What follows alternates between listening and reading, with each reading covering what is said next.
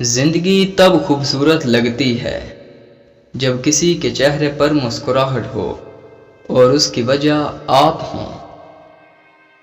زندگی میں ایسا دوست شامل کرو جو آئینہ اور سایہ بن کر ساتھ رہے، کیونکہ آئینہ جھوٹ نہیں بولتا اور سایہ کبھی ساتھ نہیں چھوڑتا۔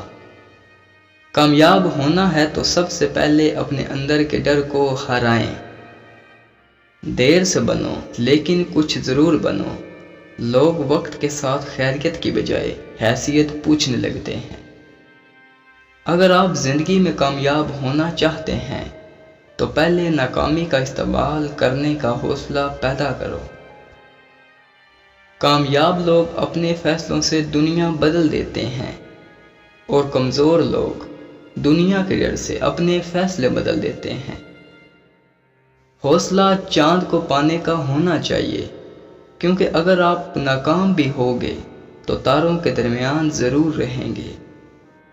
منافق دوست اور سایہ میں کوئی فرق نہیں، دونوں روشنی میں آپ کے ساتھ ہوتے ہیں اور اندھیرے میں غائب ہو جاتے ہیں۔ جو لوگ دوسروں کی خوشی میں خوش ہوتے ہیں ان کی خوشیوں میں کبھی کمی نہیں آتی۔ منزل پانا تو دور کی بات ہے، غرور میں رہو گے تو راستہ بھی نہیں دیکھ پاؤ گے۔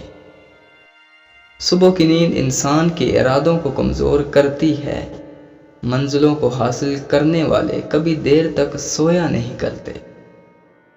جس طرح شبنم کے قطرے مرجھائے ہوئے پھولوں کو تازگی بخشتے ہیں، اسی طرح اچھے الفاظ مایوس دلوں کو روشنی بخشتے ہیں۔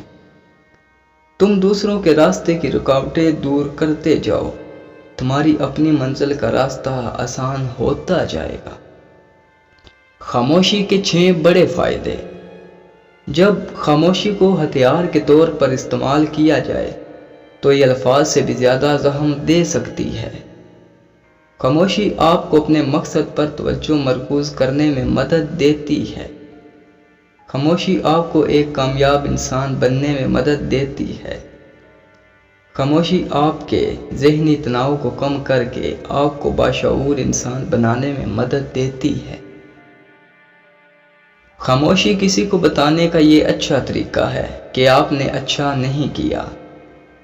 احمق اپنی بات سے اور عقل مند اپنی خاموشی سے پہچانا جاتا ہے۔